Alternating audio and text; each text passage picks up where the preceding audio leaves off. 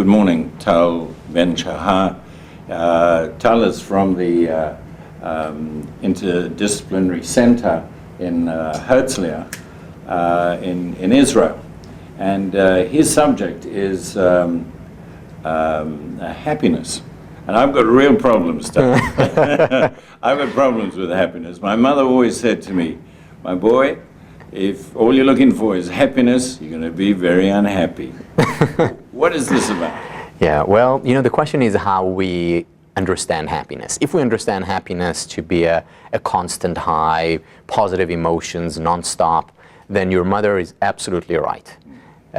We will not find happiness. However, if we understand happiness to be also a deep sense of meaning, experience when we pursue those things that we care about most, then we can experience a lot of happiness. Not only that, we will experience happiness and we will also be more successful, more generous.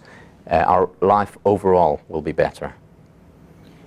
Don't you think? One of your themes has been simplify.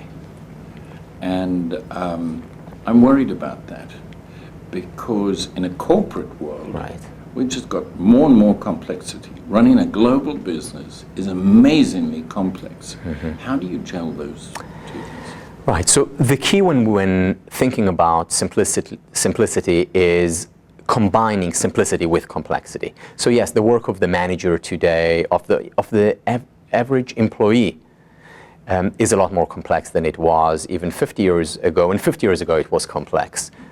There's a lot of complexity. Now here comes the paradox. The paradox is that when we introduce more simplicity into parts of our day, so even 1 or 2 hours a day of focusing on one thing, reducing multitasking for that 1 or 2 hours, that brief period of time will help us be overall more productive, more creative, will increase our levels of job satisfaction. This 1 hour to 2 hours a day will help us better deal with the rising levels of complexity. It's almost, you can think about it like a race car. What a race car, every few rounds needs a pit stop, needs to take a break.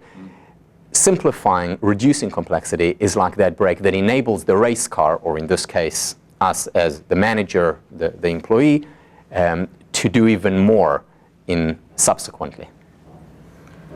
Right, I get it, but here's the thing. You've run one of the most successful courses at Harvard. People want to learn about happiness, but the culture, or whether it's the business school or the culture of business, is there is no break. Mm-hmm. It's amazingly intense. It's 24/7, yes. And in the middle of the night, your BlackBerry is flashing. Answer that email. Yeah. It's a very big cultural problem. It's a very big systemic problem within the business world, and it's going to get worse. It's going to get worse because things are becoming more complex. We're becoming more accessible 24/7, and we need to change that. And we're seeing some companies that are realizing that they're realizing that a human being is not a machine. A human being does need breaks. And what they're realizing, and the reason why they are introducing changes, is that when we do give people the breaks, when we do give them the full night's sleep, when we do allow them to switch off, they can be on much more effectively during the other hours. And initially, the change is going to come slow. The way change happens is it's slow, slow, slow, and then very fast. Why? Because people need to see that it actually works. And as more and more organizations introduce this kind of approach, rather than being marathon runners, being interval runners, as more and more organizations see the success of this approach, the industry, the system as a whole will change as well. But it will take time. Is there, talking about cultural base, do you have more of an appeal in this hemisphere?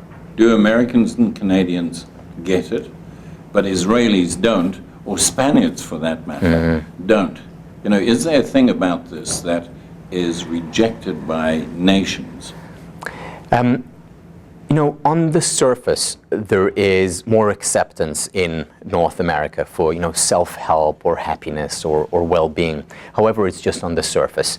Ultimately, universally, we all want to be happier. And what is different about positive psychology is that it's a science. that there is actual data to back up assertions. So it's not just some people who have had a good idea, perhaps whim, who are perhaps very charismatic and just promoting an idea. There is a science behind it. And when the science clearly shows that taking more breaks or thinking about your employees and your own well-being contributes to the bottom line, when science shows it, it's very difficult to argue with it, whether it's in the US, Spain, or China, where a lot of this work is taking place right now. Okay. Have you got specific companies that you would say are moving that way and are good examples that we should be looking at and saying they're getting it right? Yeah, there are a couple of them. So the most famous one would be Google. And they understand that when you manage people, you're managing a person, a whole person, which is their emotions, their behaviors, their thinking.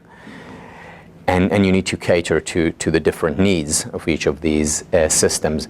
W.L. Gore, another company, manufacturer Gore-Tex, and other companies heralded by many as one of the best companies in the world to work for, extremely innovative organization. They also implement a lot of these ideas. Now, the thing about positive psychology is that it doesn't invent the wheel. What it does is it focuses on what works, it learns from what works. So it will go to Google, it will go to W.L. Gore, it will go to the positive elements of specific organizations, learn from that, and then spread the word. But that seems fairly simple. How do you, as somebody who has the responsibility of a whole organization, Okay. How do I fit this? Yeah. This is a complete lifestyle change. Well, so these ideas are simple. They're common sense, in fact. But as the French philosopher Voltaire once said, common sense is not that common, especially when it comes to application. The thing about these ideas is that the proposal is not a transformation of a life. It's not an all or nothing proposition. It's not that, well, now I need to take very long vacations, come home at 4 o'clock in the afternoon every day, and when I work, just do one thing at a time. It's about introducing very small changes. So it's that extra hour of focusing on one thing during the day. It's the taking 5 minutes aside after lunch to just take deep breaths. It's the taking a walk, having a meeting, but walking while having that meeting. So, trying to multitask, or what I like to call task multiplying. Great. Well, I'm hoping after this interview I'm going to put some of those into place, and I'm going to be happier from now onwards. And I hope that our alumni as well will have gained a lot from this session. Thank you very much for coming today. Thank you very much. Thank you. Okay.